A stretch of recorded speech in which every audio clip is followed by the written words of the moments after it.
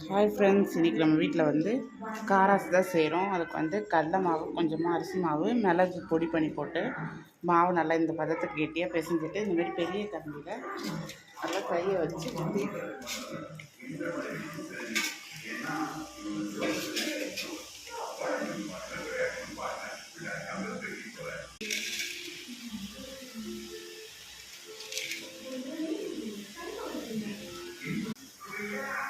கொஞ்சம் வெந்ததுக்கப்புறம் இந்த மாதிரி கரண்டி போட்டு கலரி விட்டால் எல்லாமே தனித்தனியாக வந்துடும்.